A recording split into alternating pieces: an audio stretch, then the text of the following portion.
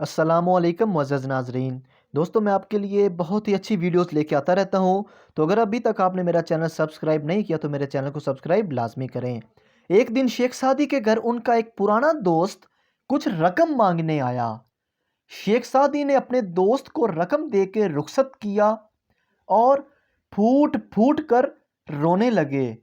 بیوی نے سمجھا رقم نہ دینے کا دل تھا یا واپسی کی امید نہیں، اس لیے رو رہے ہیں۔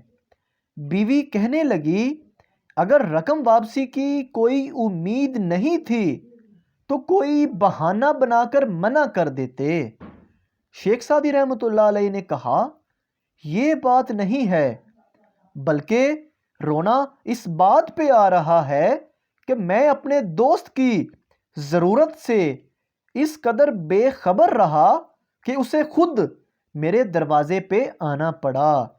دوستو اپنے آس پاس اپنے ارد گرد ایسے لوگوں کی خبر لازمی رکھا کریں جن کا اللہ کے علاوہ کوئی آسرا نہیں ہوتا، اور ان کی مدد لازمی کیا کریں۔